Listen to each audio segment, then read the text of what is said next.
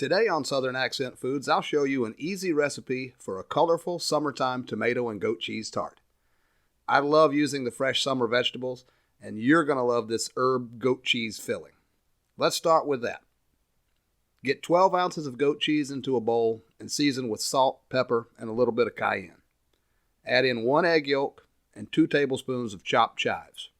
Stir everything to combine.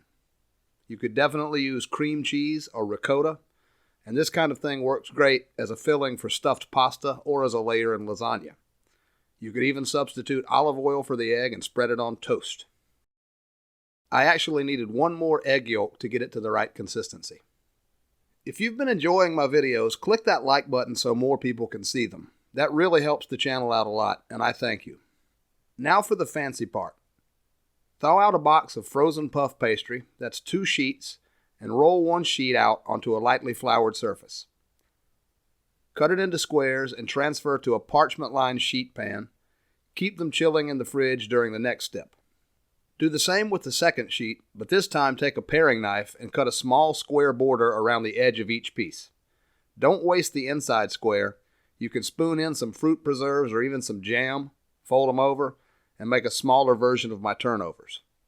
Get these on a sheet pan as well and let them hang out in the fridge for about 10 or 15 minutes while you prep the tomatoes. I found a 16-ounce container of these multicolored tomatoes, but you can use any kind you have. 16 ounces will be more than enough. You saw this hack in my pasta salad video, but it's worth revisiting. To cut these tomatoes in half, get 2 lids from storage containers that don't have too much of a lip.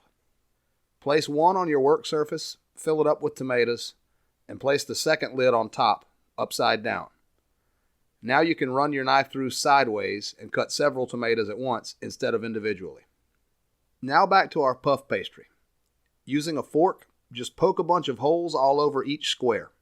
This is called docking the pastry, and it will somewhat, in parentheses, prevent this layer from rising too much in the oven. Take 1 beaten egg and a pastry brush and lightly brush a little egg wash around the edge of each square.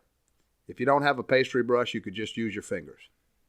To assemble the tart shells, take a square border from the second sheet and press around the edges of the egg wash to form a rim. This will cook up into a square cup filled with the cheese and tomatoes.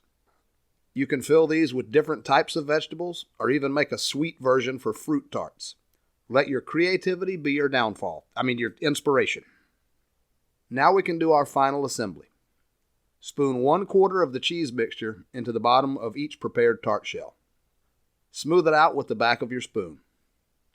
Now fill each shell with your half tomatoes cut side up. Try to mix up the colors in each one, but you could also use any beautiful heirloom tomatoes that you might have, or beefsteak tomatoes, or even just plain old red ones. Don't be afraid to substitute with whatever you might have. When you're done, get these into the center of a 400-degree Fahrenheit oven, that's about 205 degrees Celsius, and cook for 15 to 20 minutes or until puffed and golden brown. And here are your beautiful summer tomato and goat cheese tarts. Garnish with some fresh black pepper if you're so inclined, definitely some fresh basil, and watch them disappear. That's all for today. Let me know in the comments below if there's anything you'd like to see me cook, and watch more of my videos here. Cheers.